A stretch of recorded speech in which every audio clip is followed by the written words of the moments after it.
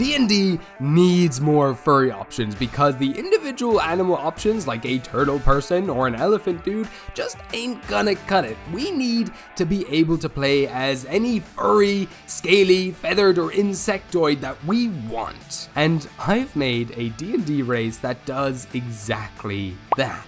My name is Gabriel Galway, this is the Ugly Goblin, and my players blew up my entire world, so I'm rebuilding everything again from scratch. And today we're talking about my latest creation, the anthropomorphic Kin of Gostar, that gives you access to over 30 features to help you fully capture that exact vision of what you want your animalistic character to look like. These Kin of Gostar range from winged, hollow-boned Alez to the bestial Belu, all the way to the scaled and ancient Saurus and the alien exoskeletoned Kekrik.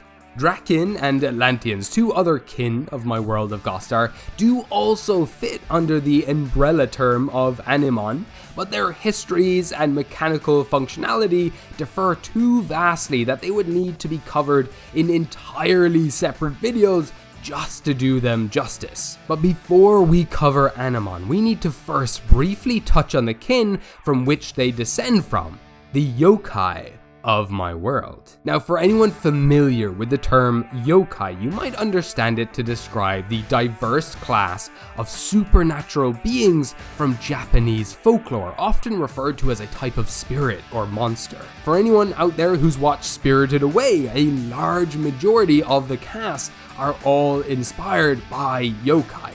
Haku, the river spirit, Yubaba, the shape-shifting witch, or the paper mannequins known as Shikigami. These are all considered yokai, and some other prime examples would be the frog-like creatures known as Kappa, the monstrous horned Oni, shape-shifting foxes known as Kitsune, or the tanuki raccoon creatures that, cover people in their sacks. You'll notice that a lot of these creatures are very animalistic in nature. And so yokai within my world of Gostar are beings compiled of dozens, hundreds, or sometimes even thousands of souls all slammed together. That all happened during some very horrible event in the history of Gostar. But this slamming of souls together caused them to look like, well, monsters composed of souls of rats, bats, and cats and all other creatures slammed together. And throughout their existence, as these yokai produce offspring, they shed some of these souls that they're composed of, which in turn will form new yokai. And so a yokai that looks like a combination of a dragon, wolf, donkey, and monkey might shed two of those souls, and their child would maybe look like a dragon wolf. And so throughout history, a yokai's existence is to filter all of these many souls that form their body in this way until eventually all of these are finally separated out into individual beings that they once were. So no longer do you have a wolf, squirrel, humanoid Batman. You now have a wolf, a squirrel, a human, and a bat, all existing independently from each other, returned to the individual souls that they once were. So then they can be reincarnated again and again, remolded into new beings, and so the cycle of life can continue normal. Now, yokai are a very rich and diverse kin, which I will cover in a future video. So if you don't want to miss that, you can consider subscribing to the channel. But I hope that I've given you a good enough basis as to what they are, so we can now talk about their descendants, the furries of my world. Because sometimes, after some of these souls that make up a yokai have been merged for so long, some of them may refuse to become unstuck from one another. And these souls that have been fused together so completely, these beings are known as Animon. Two or more souls of different beings that have been so perfectly fused into one that they have created entirely new individuals that can never be separated or reverted into their original forms. And the perfect recipe for such a creation as this typically comes from the combination of a non-humanoid animal with that of another kin of Gostar that would have shared such a profound bond with one another in their previous life, with the most typical example being a pet and its owner who passed away at the same time. And then due to the density and rigidity of these newly formed souls, these beings, when they pass on, never become reincarnated like typical souls do, and instead will always return as the exact same type of creature they passed away as. So that wolfman over there, when his life comes to an end, he will always return to this world as a wolfman because their soul is so rigid and dense that it can't be rewritten or remolded into any other creature apart from the Animon that they are. So because of this, Animon often share deep spiritual connections to the past iterations of themselves, and often experience strong sensations of deja vu as they feel like they have literally experienced these events before. And these feelings of deja vu happen more often the older their soul is, as layers and layers of the same life get relived over and over and over again, which in my world building head makes perfect sense. They keep being brought back, like I said, more or less the same person every time they pass away, and so vaguely remember all of these echoes of their past selves. And because all Animon share this unique feature of vaguely remembering their past lives, two Animon who would end up sharing a profound connection with one another within one of their lifetimes may lead to unbreakable relationships that end up transcending generations to come. Like, have you ever had that feeling where you feel like you've totally met someone before in a past life and you just feel like you're picking back up the same conversation you did all those years ago? Like, that's exactly how it feels for two Animon who have one of these profound relationships that have gone on for about 5 different generations. They're just remembering the same wonderful times they've had again and again. Only that feeling of deja vu, or like having known someone in a past life, is dialed up to like over 9,000. It's over 9,000! What, 9,000?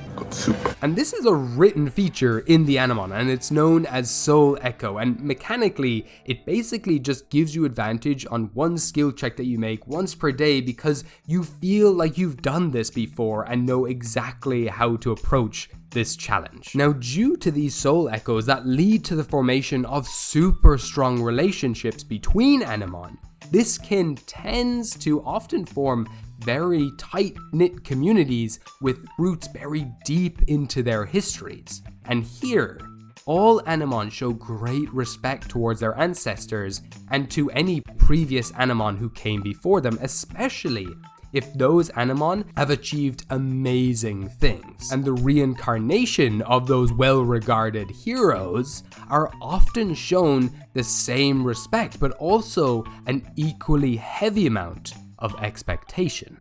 And these tight-knit communities of Animon are either known as flocks, herds, lounges, or hordes, depending on if they are composed of Alez, Belu, Saurus, or Kekrik.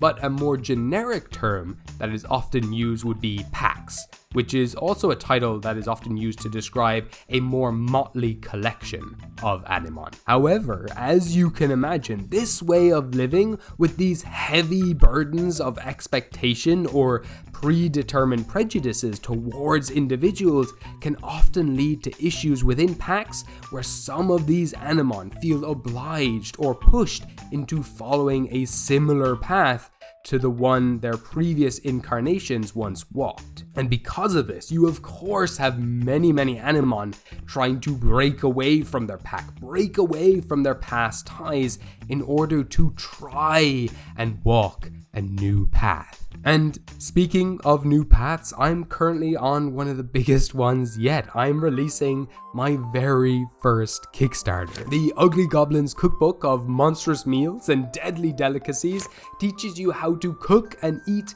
any monster in Dungeons & Dragons, and it is not only filled with methods for cooking up individual creature types, but it's also packed with unique ingredients that you can give away as magic items, as well as unique recipe cards containing regional specialities that kind of act like quest cards for hunting down a list of individual monsters to complete one of these powerful recipes. All of the artwork is made by myself and my fiance, and everything we earn from this Kickstarter is going towards funding our wedding next year. And so if you'd like to support us, it would mean the world to me if you could click the link below and hit the notify me button on my Kickstarter so you don't miss it when it goes live. And also, I just want to thank all of my patrons who support me and allow me to continue doing what I do here on YouTube. Thank you to my hero goblins, Bridge on the Lake and Tom WDW, and to all of my Giga Chads, to my fancy goblins and my pajama goblins. And if you want to sample a little bit of my Kickstarter, actually over on my Patreon,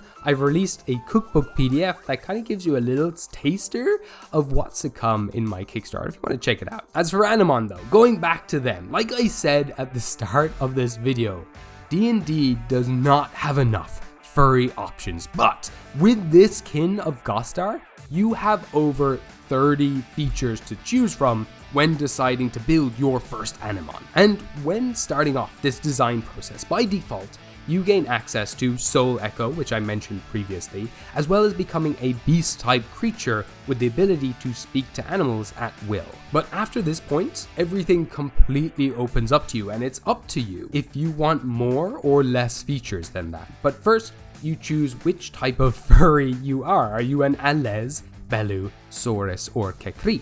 And based on your choices, you will gain access to a collection of potential good abilities and a collection of negative ones, all relating to the type of kin that you are. So, for example, these here are the choices for Alez, but keep in mind that you can choose as many of the positive traits as you like, but for every positive trait that you take, you'll need to take one negative trait along with it. And there are a bunch of these, like I said, but here are some of my favorites. And funnily enough, I think most of my favorites are actually negative traits.